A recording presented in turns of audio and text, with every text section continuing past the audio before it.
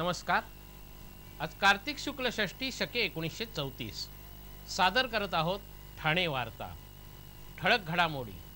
महापालिकेसमोरील उद्यानात शिवसेना प्रमुखांचा पूर्णाकृती पुतळा उभारण्याची माजी महापौर अशोक वैती यांची मागणी। शिवसेना प्रमुखांना आदरांजली वाहण्यासाठी प्रादेशिक परिवहन कार्यालयातील दलालांचा बंद। आणि आता सकाळी 7 ते रात्री 9 या वेळेत दस्तऐवजांची नोंदणी करता येणार। या आणि इतर घडामोडी विस्तृतपणे पण काही क्षणातच।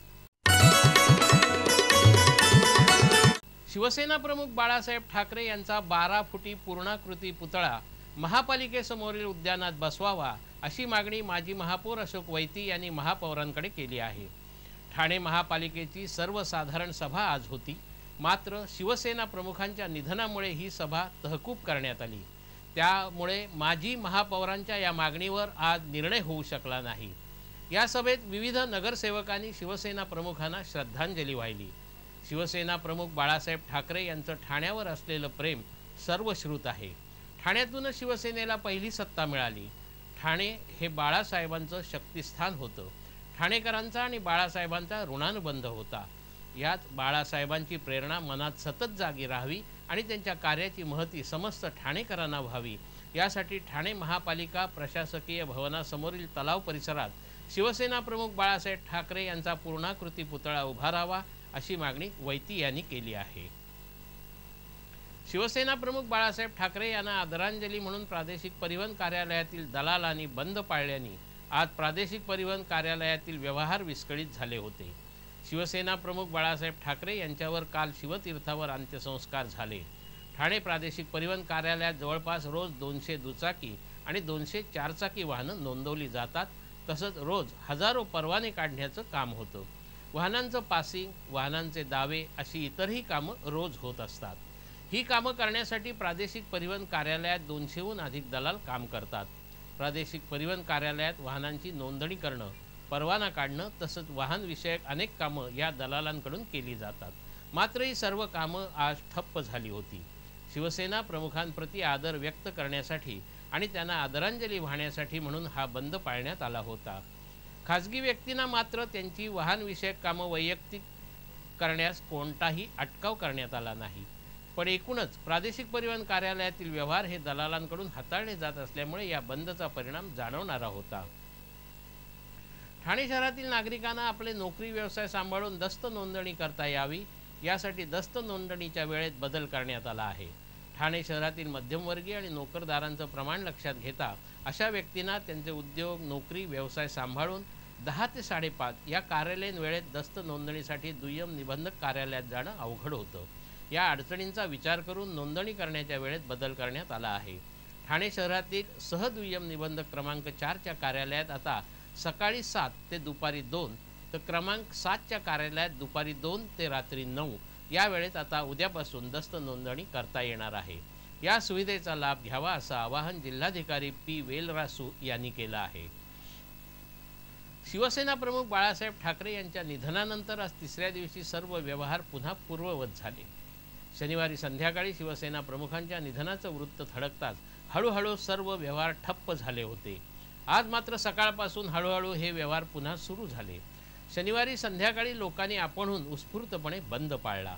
या बंदमुळे सार्वजनिक वाहतुकी ठप्प झाल्याने लांबच्या भागात राहणाऱ्या नागरिकांचे चांगलेच हाल झाले। सर्वप्रथम रिक्षा व्यावसायिकांनी आपले व्यवसाय बंद केले। त्यानंतर परिवहन उपक्रमाच्या बसेसही कमी झाल्याने रस्त्यावरून लोक फक्त चालत असल्याचं दिसत होतं। विशेष म्हणजे लोकांचे होत असलेले हाल पाहून शिवसैनिक रिक्षा व्यावसायिकांना व्यवसाय सुरू ठेवण्याची विनंती करत होते। काही प्रकार घडल्यावर एका आवाजात ठाणे बंद पाडणारे शिवसैनिक व्यवहार सुरू ठेवा सांगताना प्रथमच पाहायला मिळत होते। कोणताही अनुचित प्रकार न घडता सर्व व्यवहार गेले 2 दिवस ठप्प झाले होते। काल सुट्टीचा दिवस असतानाही संपूर्ण ठाणे शांत असल्याचं दिसत होतं। रस्त्यावर अगदी जुजबी वर्दळ पाहायला मिळत होती। ठाणेकरांनी घरात बसूनच शिवसेना प्रमुखांची अंत्ययात्रा तसंच अंत्यसंस्कार पाहणं पसंत केलं। संध्याकाळी मात्र काही वेळ बाजारपेठ सुरू करण्यात आली होती, त्यामुळे ठाणेकरांना जीवनावश्यक वस्तू खरेदी करता आल्या। नाक्यानाक्यावर सर्वत्र शिवसेना प्रमुख हा एकच विषय होता। काल दुपारनंतर वृत्तवाहिन्या वगळता सर्व वाहिन्या बंद करण्यात आल्या होत्या। अंत्यसंस्कार झाल्यानंतरच इतर वाहिन्या सुरू करण्यात आल्या.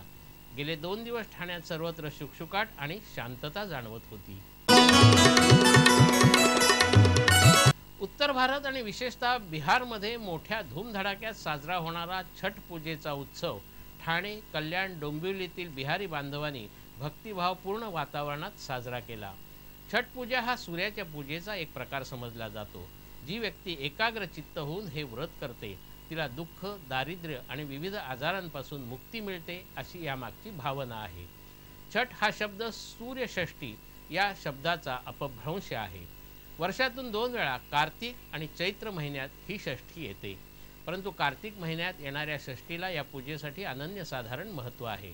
कार्तिक महिन्यात येणाऱ्या चतुर्थीपासून या पूजेच्या अनुष्ठानांना प्रारंभ होतो. दिवाळीचा सण समाप्त झाल्यानंतर 6व्या दिवशी छठ पर्व म्हणून हा उत्सव साजरा होतो. हा जरी सण असला तरी सणाचा अवडंबर यामध्ये नाही. या दिवशी देवाची प्रार्थना केली जाते. ही पूजा करणाऱ्या भाविकांना 1 दिवस आणि रात्र निर्जल उपवास करावा लागतो. दिवसाच्या 4थ्या प्रहरात म्हणजे सूर्यास्तादरम्यान तलावात किंवा वाहत्या पाण्यात उभं राहून सूर्यदेवाला अर्घ्य प्रदान केलं जातं. तर सूर्योदय होण्याआधी पहाटे लवकर उठून पुन्हा याच प्रकारे अर्घ्य प्रदान केलं जातं. त्यानंतर पूजेचा प्रसाद खाऊन या उपवासाची समाप्ती करण्यात येते. विशेष म्हणजे या पूजेसाठी कोणताही ब्राह्मण अथवा पुरोहिताची गरज भासत नाही. सूर्यषष्ठी व्रत कथेमध्ये पुराणातील 27 श्लोकांचा समावेश आहे. नारद आणि सूर्यनारायणाच्या प्रश्नोत्तरांच्या रूपाने व्रताची महती कथित करण्यात आली आहे. गेल्या 50 वर्षापासून कल्याण डोंबिवलीत हा उत्सव साजरा करण्यात येत आहे. पूर्वी कल्याणच्या काळा तलावामध्ये केली जाणारी ही पूजा सध्या दुर्गाडी येथील गणेश घाटावर केली जाते.